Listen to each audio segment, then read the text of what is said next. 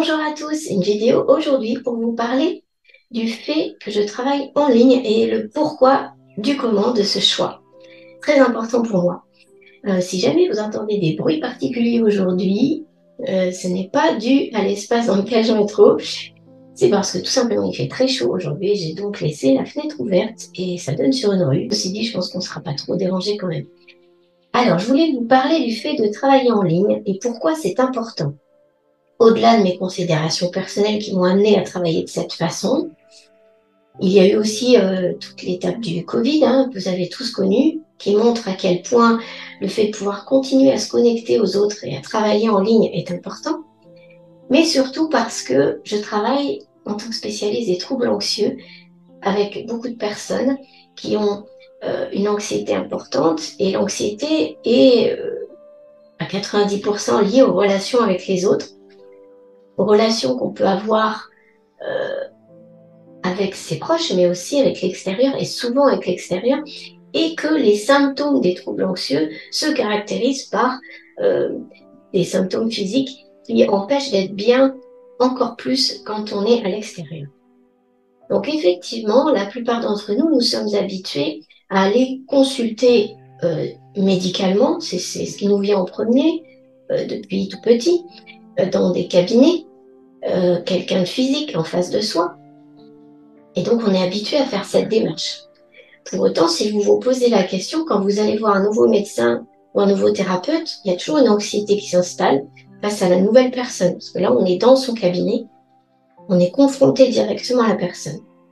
Moi, vous pouvez avoir envie de voir à quoi je ressemble, vous le voyez dans mes vidéos, vous le voyez sur mon site, et vous pouvez aussi m'avoir au téléphone.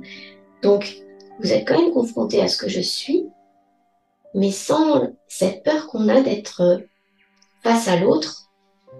Et dans un cabinet, une fois qu'on est devant la personne, on est obligé d'écouter tout ce qu'elle a à dire, on ne peut pas s'en aller, hein. Si ça ne convient pas, si la personne vous paraît complètement bizarre, j'en sais rien, peu importe, ça nous est tous arrivé d'être confrontés, soit dans le médical, soit dans autre chose. À un moment, on se dit, oh là là, j'aurais mieux fait de pas venir. Et on finit le rendez-vous. Et voilà. Là, vous avez déjà ce vécu vis-à-vis de moi en m'écoutant. Donc déjà, si vous avez cette confiance qui s'installe. Regardez la vidéo juste avant que j'ai faite il y a quelques jours, ou peut-être 2 semaines, sur justement la confiance dans son thérapeute. Si vous avez déjà la confiance en m'écoutant, ce phénomène ne se fera pas. Il ne sera pas un problème. Voilà, c'est ce que je voulais dire. Je ne m'exprimais pas de la bonne façon. Donc, ce stade-là est passé. Maintenant, il y a un second stade. Quand vous êtes dans un cabinet, la deuxième étape, c'est dans la confiance toujours, hein, c'est de lâcher prise.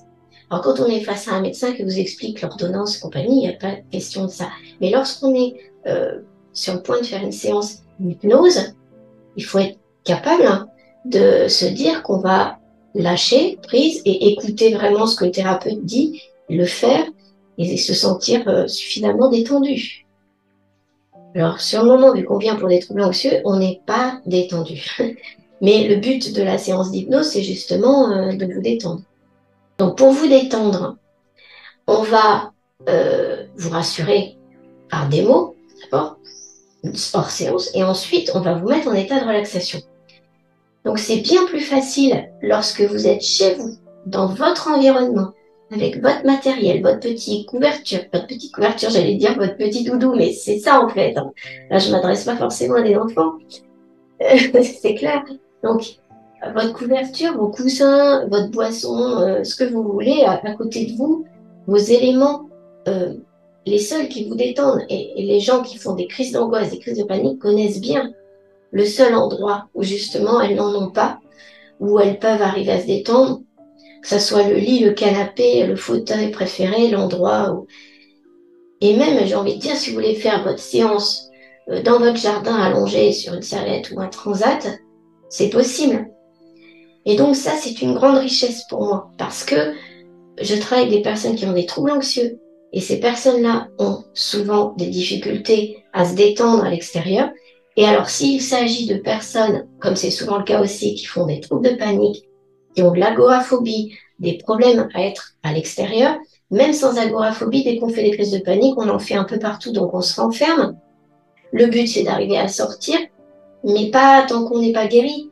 Donc, ou un minimum guéri. Donc du coup, c'est beaucoup plus facile pour moi d'atteindre en relaxation, de réussir à relaxer quelqu'un qui est dans son cocon, dans un cabinet. Alors après, bah justement, posez-vous la question, si vous avez été en cabinet et que ça n'a pas fonctionné, il y avait peut-être une grande partie liée à ça, au fait que vous ne pouvez pas vous détendre en fait à l'extérieur. Le problème, c'est qu'en tant que personne souffrant de troubles anxieux, vous avez encore du mal souvent à savoir ce que c'est qu'être détendu. Vous ne l'avez peut-être même jamais été dans votre vie. Cependant, je vous assure qu'on y arrive.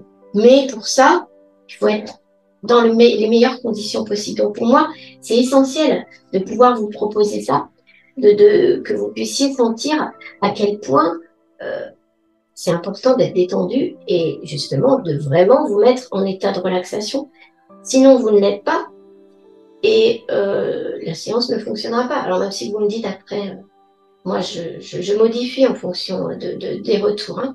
Et en cabinet, évidemment, on ne le fait pas. On ne va pas vous garder 2 heures au lieu d'une.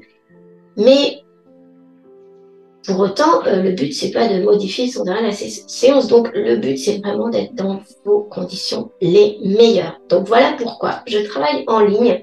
Et puis aussi parce que, effectivement, dans les échanges, que ça soit en face ou pas, pour moi, c'est exactement pareil. Et en plus, il y a aussi cette notion, pas d'anonymat, parce que j'ai votre nom, quoique quelqu'un pourrait encore me donner un faux nom pour me consulter, hein, mais je ne vous vois pas, moi, par contre. Et du coup, vous avez ce côté un peu protégé que certains recherchent. Si je vous croise dans la rue, je ne sais pas que c'est vous que j'ai eu en consultation. Et ça peut aussi aider certaines personnes. Moi, ça m'est égal, je n'ai pas besoin de vous voir. Et si vous, vous êtes rassuré par le fait de me voir, vous me voyez dans mes vidéos, et puis ensuite vous entendez ma voix. Et voilà, après, les personnes, ça ne m'est jamais arrivé, je vous l'ai déjà dit, hein, qu'on me contacte, qu'on souhaite me contacter par téléphone, donc c'est toujours par mail qu'on échange pour que je puisse analyser le vécu. Il y a un questionnaire très fourni, je pose beaucoup de questions, je reçois les réponses et ensuite je fais la séance. Et cet échange fonctionne très très bien. Et ça correspond aussi à des personnes effectivement qui peuvent totalement avoir des appréhensions, de se montrer, d'être... voilà, il y a une protection autour de tout ça qui, pour moi, est très importante pour les personnes qui souffrent de troubles anxieux notamment. Et puis ensuite, ça ne pose pas de soucis aux autres. Sur ces explications, je vous souhaite un très bon week-end, en tout cas si vous regardez cette vidéo à la date où je l'ai filmée. Et je vous indique à nouveau que toutes les coordonnées de mon site pour prendre rendez-vous sont en dessous de la vidéo. Et je vous dis à très bientôt.